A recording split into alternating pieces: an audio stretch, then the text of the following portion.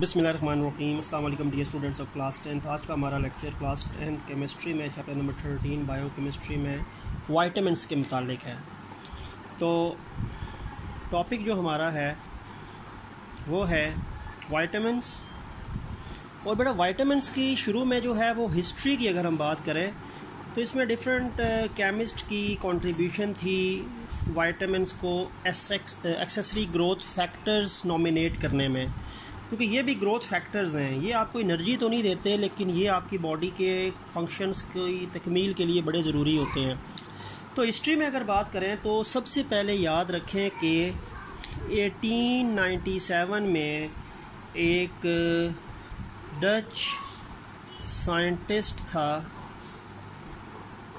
जिसका नाम था सी एजिकमैन।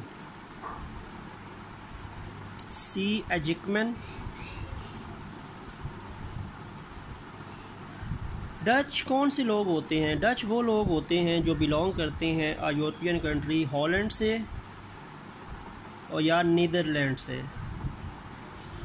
तो हॉलैंड या नीदरलैंड जो है इस मुल्क के बाशिंदों को हम डच कहते हैं। और उस मुल्क का ये साइंटिस्ट था सी एजिकमैन, जिसने 1897 के अंदर ये बात डिस्कवर की कि जो पॉलिश्ड राइस होते हैं, ठीक है, पॉलिश राइस कौन से होते हैं? जिनके ऊपर उनका एक स्पेसिफिक छिलका सा होता है। देखो, एक तो चावल का छिलका होता है ना, वो जो चावल की जब फसल कटती है तो वो छिलका हट जाता है। उसके बाद चावल पे एक फर्दर सी लेयर होती है, एक कवर सा होता है, उसको हल कहते हैं, हल, ठीक है। और जो पॉलिश राइस होते हैं ना, वो जो मिल्स होती है, राइस मिल्स, वो जब राइस को पॉलिश करती है बिल्कुल वाइट कर देती है तो उसके ऊपर से वो छिलका जो होता है वो हट जाता है, निकाल दिया जाता है। तो जो पॉलिश राइस होते हैं उनके ऊपर चावल का एक स्पेसिफिक कवर सा होता है, हल, वो नहीं होता, वो उतर चुका होता है। तो इसने ये बात की कि जो पॉलिश राइस होते हैं उसमें हल तो सारी बात है होगा नहीं, वो छिलका तो उतर चुका होगा, ठीक है। ये ब्राउन छिलके की बात नहीं कर रहा, वो जो चावल का असली छिलका होता है, उस छिलके के उतरने के बाद भी चावल के ऊपर अंदर एक प्रोटेक्टिव लेयर होती है, उसका नाम हल होता है। तो इसने कहा था जो पॉलिश राइस होते हैं जिसमें हल नहीं होता, तो उसके अंदर एक चीज़ जो होती है वो डेफिशिएंसी होती है।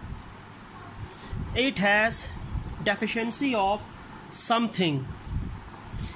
उस हल के उतरने की वजह से, वो जो हल था वो उतर चुका है, तो उसकी वजह से उन चावलों में डेफिशिएंसी होगी किसी चीज़ की, और डेफिशिएंसी किसी चीज़ की हुई है तो उस वजह से वो लोग जो हल के बगैर पॉलिश राइस खाते हैं और हल के अंदर कोई चीज़ मौजूद थी जिसकी वजह से वो चीज़ अब उस चावल में मौजूद नहीं है, वो डेफिशिएंट राइस हो चुके हैं उस चीज़ से, तो उसकी वजह से उन लोगों में एक डिज़ीज़ फैलती थी जिसको बेरी कहा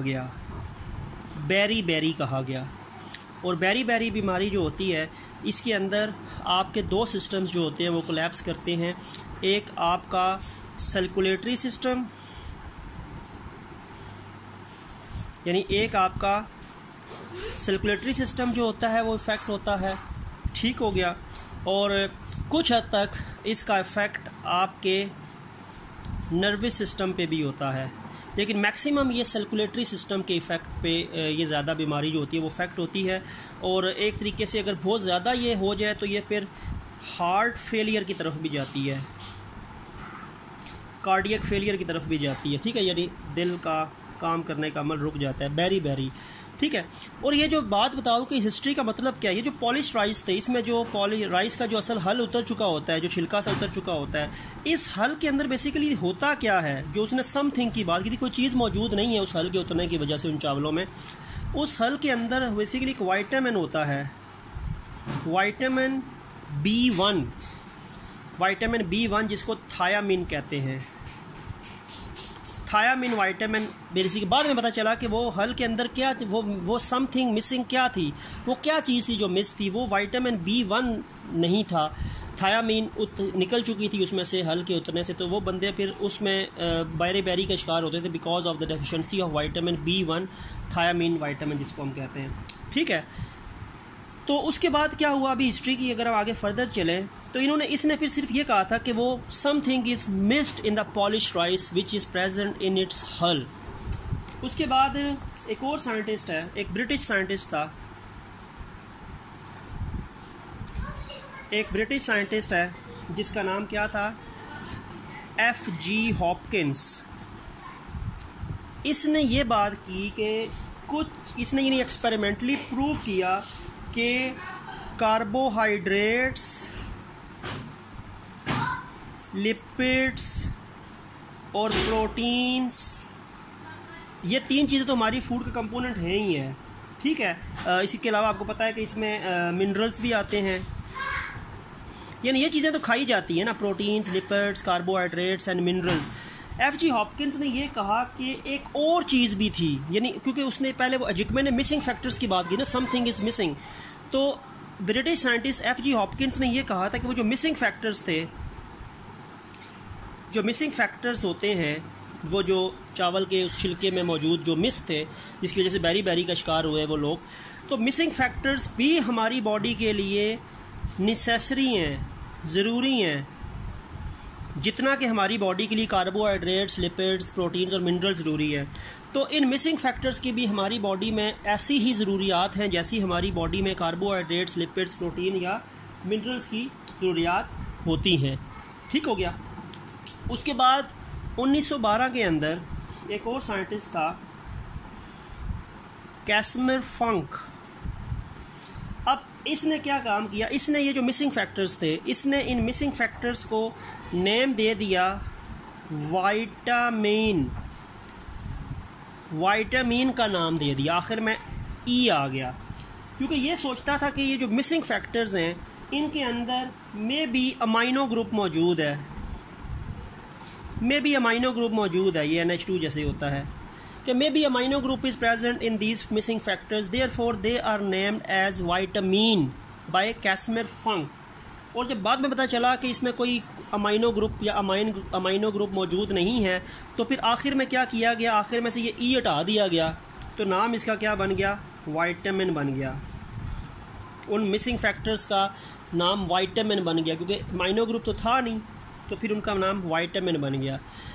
तो वाइटामिन क्या है, वाइटामिन क्योंकि हमारी फूड के इन बेसिक कंपोनेंट्स के साथ रिक्वायर्ड कंपोनेंट्स के कैटेगरी में ही आते हैं, तो हम इनको ये कहते हैं कि जो वाइटामिन्स होते हैं they are accessory growth factors. Vitamins accessory growth factors हैं, ज़रूरी हैं, ग्रोथ आपकी बॉडी की करते हैं। एक मेन ग्रोथ फैक्टर्स होते हैं ना, मेन ग्रोथ फैक्टर्स में तो ये आते हैं जो आपकी बॉडी की एनर्जी और ग्रोथ में यूज़ होते हैं, लेकिन इनके बाद या इनके अलावा भी कुछ ग्रोथ फैक्टर्स हमारी बॉडी में रिक्वायर्ड हैं, उनको एक्सेसरी ग्रोथ फैक्टर्स कहते हैं। तो एक मेन चीज़ होती है और एक एक्सेसरी चीज़ होती है। तो मेन चीज़ जो होती है वो ये चीज़ें हैं ग्रोथ के लिए, और एक्सेसरी ग्रोथ चीज़ें जो हैं, एक्सेसरी ग्रोथ फैक्टर्स, इनके अलावा जो रिक्वायर्ड है वो वाइटामिन है। ठीक हो गया। अब हम आते हैं जी वाइटामिन की हिस्ट्री तो हमने डिस्कस कर ली। अब हम वाइटामिन की अगर हम डिटेल पे आते हैं तो हमें आइडिया हो जाएगा। सबसे पहले हमने वाइटामिन की क्या बात करनी है, सबसे पहले हमने वाइटामिन की डेफिनेशन लिखनी है। वाइटामिन की डेफिनेशन क्या होती है, vitamins are specific organic compounds required specific organic compounds required by our bodies to prevent specific diseases। Vitamins specific organic compounds हैं जो हमारी बॉडीज़ को चाहिए ताकि हमारी बॉडीज़ कुछ ख़ास तरह की बीमारियों से छुटकारा पा सकें, क्योंकि इनके ना होने की वजह से हमारी बॉडी पे ग्रोथ पे तो फ़र्क पड़ेगा ही पड़ेगा, लेकिन इनकी डेफिशिएंसी से हमारी बॉडी में कई बीमारियां पैदा होती हैं। और वाइटामिन्स की बात याद रखें कि वाइटामिन्स जो होते हैं ना, ये हमेशा हमें बाहर से लेने पड़ते हैं, ये हमारी बॉडी खुद प्रोड्यूस नहीं करती। वाइटामिन्स जो हैं they can not be produced by our bodies. Vitamins हमारी बॉडीज़ खुद प्रोड्यूस नहीं करती, तो वाइटामिन्स हमें बाहर से इनटेक करने पड़ते हैं, लेने पड़ते हैं या अपटेक करने पड़ते हैं। तो वाइटामिन्स जो हैं ये एसेंशियल कंपोनेंट्स आते हैं, इनको ज़रूरी ही हमने अपनी बॉडी में कंज्यूम करना है, वरना ये हमारी बॉडी में प्रोड्यूस नहीं होते, तो हमें इनको हमेशा अपटेक करना पड़ता है। ठीक है, अब अगर हम आते हैं आगे वाइटामिन्स की आगे टाइप्स पे आते हैं, तो वाइटामिन्स की बेटा दो टाइप्स बनती हैं। एक वाइटामिन्स होते हैं वाटर सॉल्युबल वाइटामिन्स और एक हैं जी fat soluble vitamins. Water soluble vitamins और fat soluble vitamins. Water soluble vitamins जो होते हैं इनमें कौन कौन से वाइटामिन्स आते हैं? इनमें आते हैं vitamin B and vitamin C, और विटामिन बी को हम कहते हैं विटामिन बी कॉम्प्लेक्स, क्योंकि विटामिन बी जो है इसके अंदर आगे बहुत से वाइटामिन हैं। विटामिन B1 है, B2 है, B6 है, B12 है और भी बहुत से हैं। तो इसमें विटामिन बी को बी कॉम्प्लेक्स कहा जाता है because it has many further types, जबकि विटामिन सी भी इसके साथ शामिल है। बी और सी जो है ना ये वाटर सॉल्युबल वाइटामिन हैं। और फैट सॉल्युबल के अंदर कौन कौन से वाइटामिन हैं? Vitamin A, vitamin D, vitamin E and vitamin के। ये चार वाइटामिन्स जो हैं वो फैट सॉल्युबल हैं, और ये जो दो वाइटामिन्स हैं बी और सी यानी बी कॉम्प्लेक्स और सी, ये वाटर सॉल्युबल हैं। अब इनका नाम इनको क्यों रखा गया? ये वाइटामिन्स पानी में सॉल्युबल होते हैं तो इनको वाटर सॉल्युबल वाइटामिन्स कहा जाता है, और ये वाइटामिन्स फैट्स में सॉल्युबल होते हैं तो इनको फैट सॉल्युबल कहा जाता है। ये वाइटामिन्स जो वाटर सॉल्युबल वाइटामिन्स होते हैं, अगर ये हमारी बॉडी में ज़्यादा भी आ जाए तो ये हमारी बॉडी में कोई इनका नुकसान नहीं होता, यानी इनकी ओवरडोज जो होती है वो हमारी बॉडी में नुकसान नहीं करती, क्योंकि ये पानी के ज़रिए हमारी बॉडी से एक्सक्रीट भी होते रहते हैं।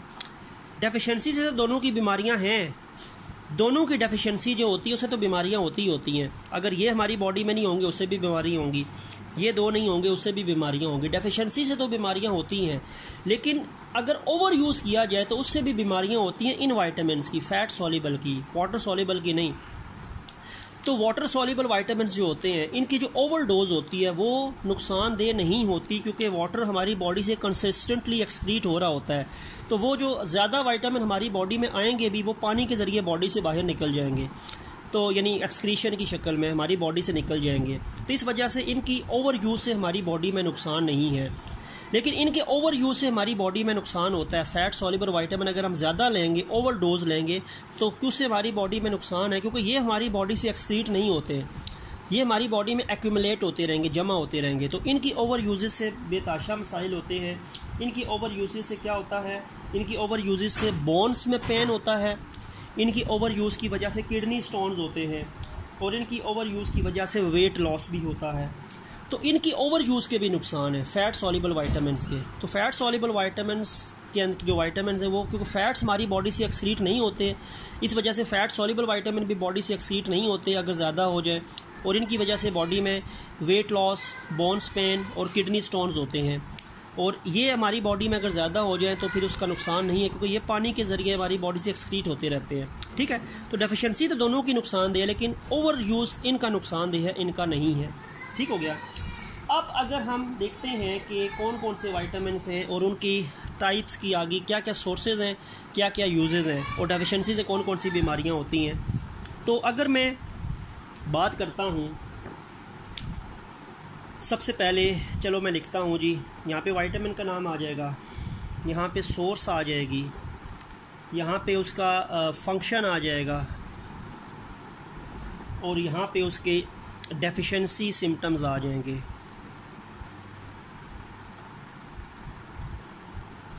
ठीक हो गया। सबसे पहले हम बात कर लेते हैं विटामिन ए की। विटामिन ए किस में पाया जाता है? तो विटामिन ए ज़ाहिर बात है फैट सॉल्युबल विटामिन है, तो ये आपको मिलेगा मिल्क में मिलेगा, दूध में मिलेगा, मक्खन में मिलेगा, ठीक है, डेयरी प्रोडक्ट्स जो होती हैं, फ़िश में मिलेगा, ठीक है, फ़िश ऑयल, वो जो फ़िश से ऑयल हासिल होता है, जैसे वो कॉड लिवर ऑयल हमने पढ़ा था, ये एग्स में मिलेगा और ये फ्रेश ग्रीन वेजिटेबल्स में मिलेगा,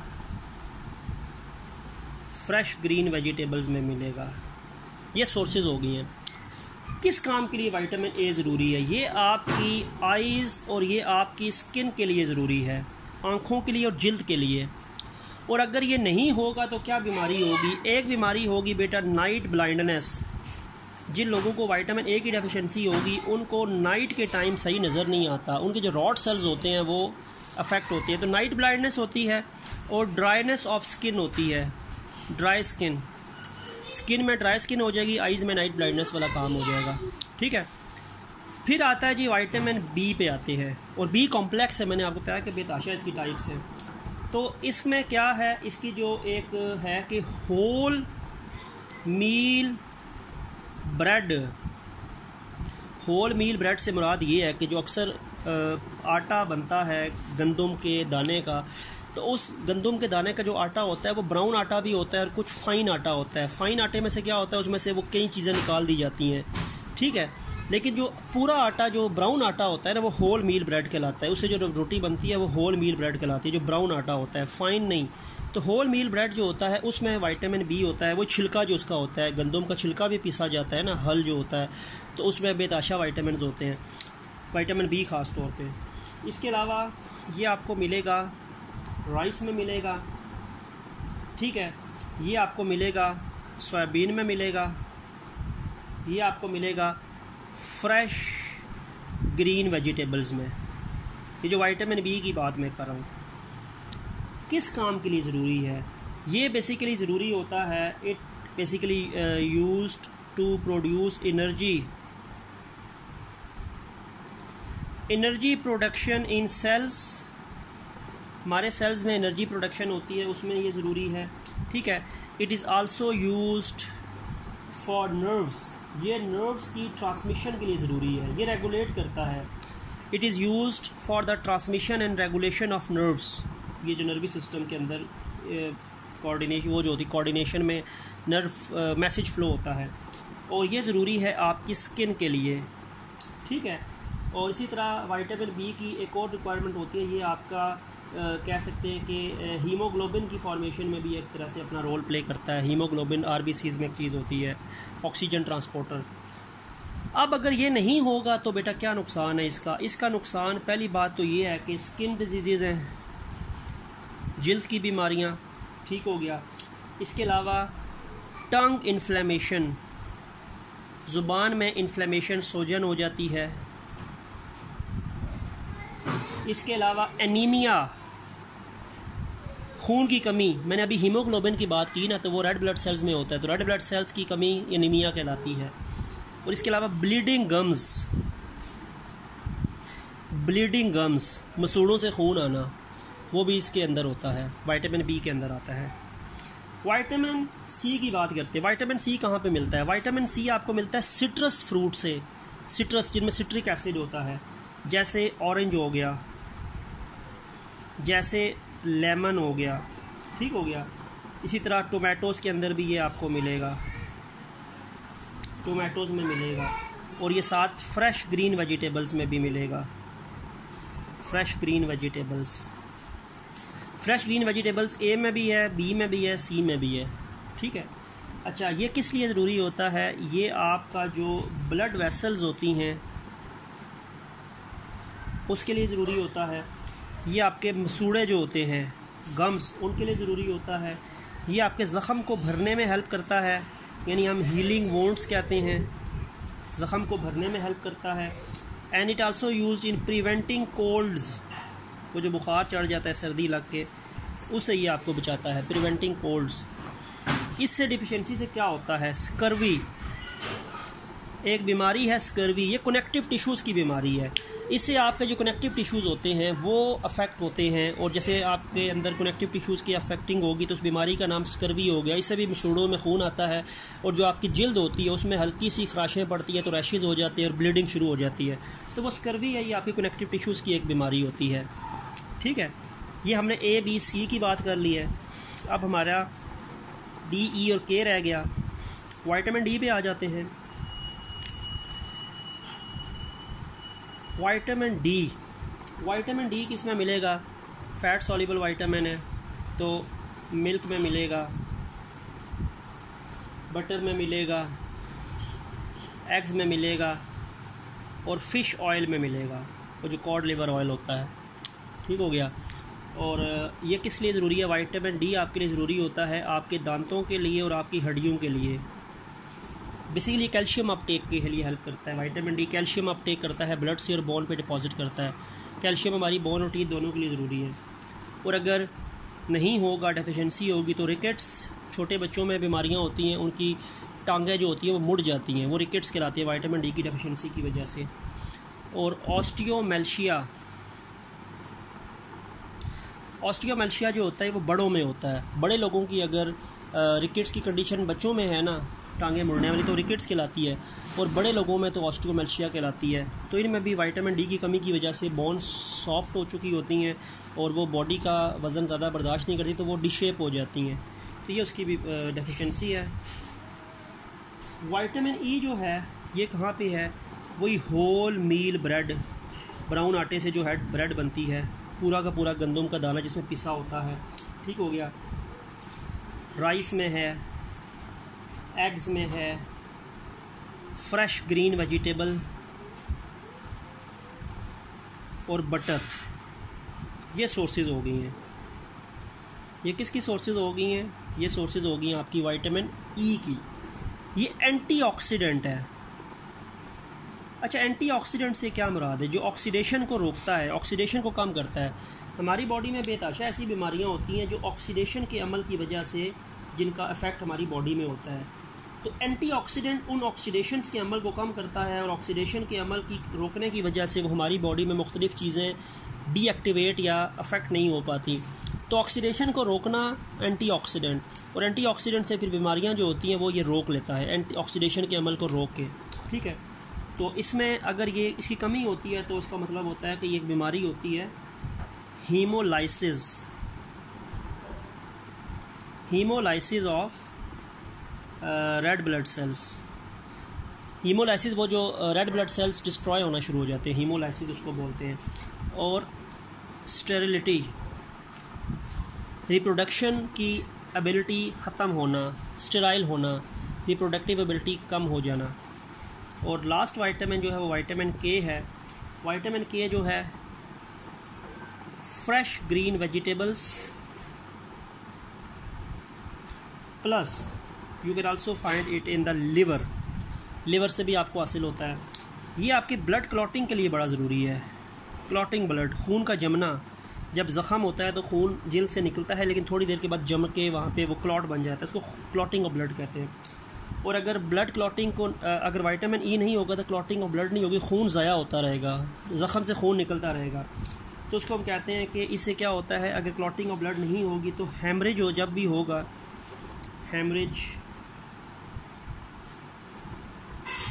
हेमरेज, डिलेड ब्लड क्लॉटिंग।